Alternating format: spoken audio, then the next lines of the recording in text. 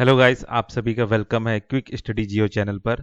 तो चलिए जानते हैं विंड एनर्जी रिपावरिंग एंड रिफर्बिशमेंट ये क्या चीज़ है, कहाँ पे हो रहा है। ठीक है। तमिलनाडु अ पायोनियर और इन wind power is facing challenges regarding outdated with turbines, repowering policies and land constraint. The Tamil Nadu Repowering, Refurbishment and Extension Policy 2024 aim to address this issue. ठीक है। मतलब तमिलनाडु सरकार जो है, तमिलनाडु में क्या है कि आपका जो विंड पावर का ये एक हब है, मतलब ठीक है, पायोनियर है, शुरुआत किया है। ठीक है। तो वहां पे जो ये विंड टरबाइन है, वहां पे कई सारे चैलेंजेस आ रहे हैं कि जैसे आपका जो विंड टरबाइन है, ठीक है, वो आउटडेटेड हो रहे हैं। ठीक है। जो जमीन है उसका कमी हो रहा है, तो उसी चीज को फुलफिल करने के लिए, उसी चीज को क्या बोलते हैं, उसी जो जो भी इश्यूज आ रहे हैं उसको एड्रेस करने के लिए तमिलनाडु सरकार ने Tamil Nadu repowering, refurbishment and life extension policy लाया है। ठीक है। तो अब जानते हैं कि ये इंडिया का जो विंड एनर्जी कैपेसिटी और पोटेंशियल जो है वो क्या है। ठीक है।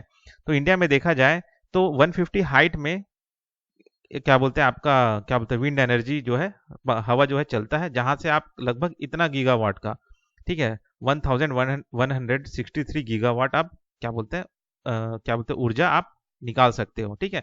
120 के हाइट में आप लगभग इतना निकाल सकते हो, है ना, एनर्जी। ठीक। तो ये जो है सारा आपका एनर्जी कितना कितना परसेंटेज, देखिए इसको याद रखने का कोई जरूरत नहीं है, बस ये ध्यान रखिए कि तमिलनाडु जो है विंड पावर वहाँ सबसे ज्यादा होता है ना। हाँ, इतना याद रख लीजिए कि हमारा जो टोटल अभी इंस्टॉल्ड कैपेसिटी कितना है, कि जैसे कि 2024 में लगभग 44.89 जो है गीगावाट जो है टोटल कैपेसिटी है विंड पावर का। ठीक है। तमिलनाडु में लगभग कितना है, 10,603 मेगावाट है, जो कि सेकंड लार्जेस्ट है इंडिया का। ठीक है। लीडिंग स्टेट में कौन सा है इसको भी आप याद रख लीजिए, जैसे कि आपका गुजरात नंबर 1 में है, फिर आपका तमिलनाडु सेकंड नंबर पे है, फिर कर्नाटक है। ठीक है। उसके बाद आप यहाँ पे नीचे और उसके है ना। अब यहाँ पे जानते हैं कि क्या क्या प्रॉब्लम आता है, क्या क्या वहाँ पे करना पड़ता है। ठीक है। तो विंड टर्बाइन का जो मेंटेनेंस है वहाँ पे क्या लगता है, रीपावरिंग। ठीक है। तो यहाँ पे क्या होता है कि रीपावरिंग में कंप्लीट रिप्लेसमेंट किया जाता है ओल्ड टर्बाइन का विथ मॉडर्न वंस। ठीक। तो आ गया, वो हो गया आपका रीपावरिंग। रिफर्बिशमेंट में क्या होता है कि जो टॉलर टावर है, ठीक है, नया है ना, क्या बोलते हैं, जो भी आपका जो टावर है उसको और बड़ा टावर लगाया जाता है। ठीक है। नया ब्लेड लगाए जाते हैं, अपग्रेड गियर बॉक्स, जो भी यहाँ पे गियर लगे हैं उसके बॉक्स को चेंज किया जाता है, अपग्रेड किया जाता है, तो उसे रिफर्बिशिंग कहते हैं। लाइफ एक्सटेंशन में क्या है, safety measures to extend the life span of existing turbine. ठीक है। लाइफ एक्सटेंशन में क्या जाता है कि ये जो जो भी टर्बाइन वहां पे लगाए हैं उनमें और ऐसे क्या क्या मेजर्स किए जाए, क्या क्या उसमें ऑयलिंग या फिर पेंट पोताई वोताई जो भी है किया जाए कि वो लंबा समय चले, या किस मेटल का बनाया है, या क्या क्या उसमें सेफ्टी मेजर्स और जोड़े कि वो लंबा चले। ठीक है।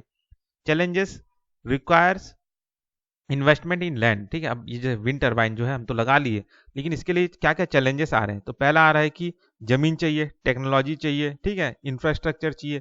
तो ये सारे जो चैलेंजेस है ये आ रहे हैं, है ना। अब इसके एडवांटेज क्या है, ये जो रीपावरिंग या रिफर्बिशिंग जो कराने का बात कर रहे हैं, इसका इसका मतलब एडवांटेज क्या है, तो इससे ये होगा कि जो जनरेशन कैपेसिटी है वो बढ़ जाएगा। ठीक है। जो लैंड यूज है उसका इफिशियंट यूज होने लगेगा। ठीक। चैलेंजेस क्या आ रहे हैं कि जमीन का कमी है। ठीक। और जैसे आपका दूसरा क्या है कि लॉस ऑफ बैंकिंग फैसिलिटीज, ठीक है, फॉर रिपावर टर्बाइंस। और तीसरा है आपका जो ट्रांसमिशन इंफ्रास्ट्रक्चर है उसका इनएडिक्वेट होना। तो ये जो है तीन चैलेंजेस आ रहे हैं। ठीक है। मतलब भाई पैसे का कमी, जमीन का कमी और इंफ्रास्ट्रक्चर ट्रांसमिशन का जो इनएडिक्वेट होना, ये सारा तीनों कमी आ रहा है ना। अब जानते हैं कि इसका प्रोस एंड कॉन्स क्या है, एडवांटेज डिसएडवांटेज। ठीक है। तो पहला तो एडवांटेज ये है कि भाई इसमें कोई भी कार्बन फुटप्रिंट नहीं निकलता, मतलब वही कार्बन डाइऑक्साइड निकलता नहीं है। ठीक है।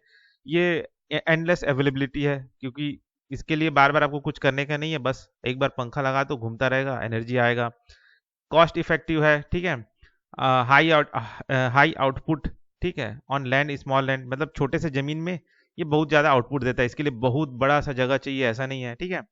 साथ ही साथ इसमें क्या बोलते हैं, इस विंड टर्बाइन को लगाने के बाद भी यहाँ पे आप फार्मिंग, ग्रेजिंग ये सब करवा सकते हैं। ठीक है।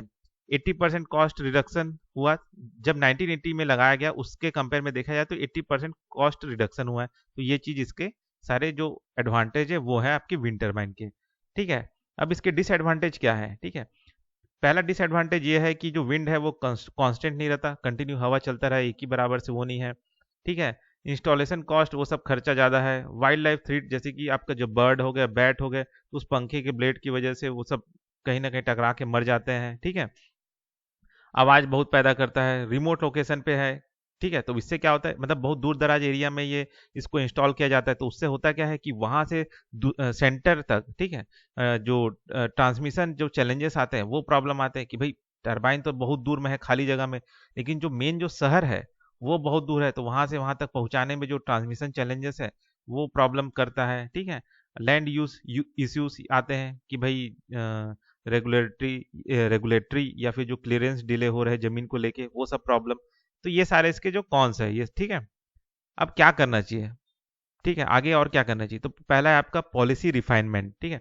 जो भी फाइनेंशियल या ऑपरेशनल चैलेंजेस आ रहे हैं उसको पहले आप सुलझाएं, इंफ्रास्ट्रक्चर डेवलपमेंट करें, ठीक है, ट्रांसमिशन नेटवर्क को दुरुस्त करें, हाई पोटेंशियल साइट को खोजे, उसको अपनाएं, सस्टेनेबल मेजर्स को ध्यान दें, जैसे कि जो एनवायरमेंटल कंसर्न है उसको, उसके और एनर्जी नीड, इनके बीच में आप बैलेंस रखें। ऐसा नहीं कि बस अपना एनर्जी नीड को फुलफिल कर रहे हैं और जो पर्यावरण है उसको नुकसान पहुंचाया जा रहा है।